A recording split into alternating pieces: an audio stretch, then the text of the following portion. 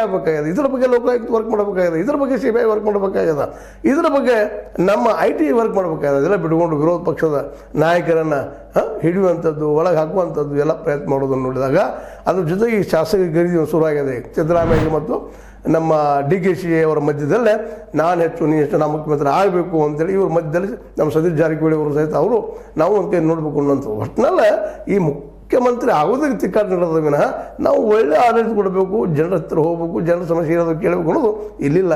ಈ ದಿಶೆಯಲ್ಲಿ ನಮ್ಮ ರಾಹುಲ್ ಗಾಂಧಿ ಅವರಾದರೂ ಸಹಿತ ಇನ್ನಷ್ಟು ತೀವ್ರವಾಗಿ ಹೈಕಮಾಂಡ್ ತನ್ನದೇ ಅಂತ ಅಧಿಕಾರವನ್ನು ಬಳಸಿ ಈ ತಿಕ್ಕಾಟವನ್ನು ಬಂದ್ ಮಾಡಿಸ್ಬೇಕು. ಇಲ್ಲಾಂದ್ರೆ ನಾಳೆ ಮುಂಬರುವ ದಿನದಲ್ಲಿ ಕಾಂಗ್ರೆಸ್ಸಿಗೆ ದೊಡ್ಡ ಹೊಡೆತ ಬೀಳ್ತದೆ. ಕಾಂಗ್ರೆಸ್ ನಾಶ ಆದ್ರೆ ಇಲ್ಲೇ ಹೆಚ್ಚು ಕಡಿಮೆ ಈ ದೇಶದಾಗ ವಿರೋಧ ಪಕ್ಷನೇ ಇಲ್ಲ ಅನ್ನೋಂಥ ಪರಿಸ್ಥಿತಿ ಬರ್ತದೆ. ಯಾಕಂದರೆ ಇನ್ನುಳಿದ ಪಕ್ಷಗಳು ಎಲ್ಲನೂ ಪ್ರಾದೇಶಿಕ ಪಕ್ಷಗಳು ಇದ್ಕೊಂಡು ಈಗಾಗಲೇ ಅವುಗಳ ಅಸ್ತಿತ್ವ ಇಲ್ಲದಂಗೆ ಆಗಿದೆ ಅನ್ನೋದನ್ನು ನಾವು ನೆನಪಿಟ್ಕೊಂಡು ಈ ದಿಶೆಯಲ್ಲಿ ರಾಹುಲ್ ಗಾಂಧಿ ಅವರು ಇನ್ನಷ್ಟು ಖಡಕ್ಕಾದಂಥ ಸ್ಪಷ್ಟವಾದಂಥ ನಿರ್ಧಾರ ತೆಗೆದುಕೊಂಡು ಈ ಮೊದಲು ಒಳಜಗಳ ಬಂದ್ ಮಾಡಿದ್ರೆ ಭಾಳ ಯೋಗ್ಯ ಅಂತ ಅನ್ನಿಸ್ತದೆ. ನಿಮಗೇನು ಅನ್ನಿಸ್ತದೆ? ಇದು ನಿಮ್ಗೆ ಲೈಕ್ ಆಗಿರ್ಬೋದಾ? ಲೈಕ್ ಮಾಡಿ, ಶೇರ್ ಮಾಡಿ, ಕಮೆಂಟ್ ಮಾಡಿ, ಜೊತೆಗೆ ಸಬ್ಸ್ಕ್ರೈಬ್ ಆಗೋದು ನಿಲ್ಲಿಸಿ ಹೋಗ್ಬಾರ್ದು. S60 ನ್ಯೂಸ್ ಅರ್ಥ ದೇಶಿ ತರಬೇದು ಸತ್ಯದ ಕೈಗೆ ನೋಡಿ ವಂದನೆಗಳು.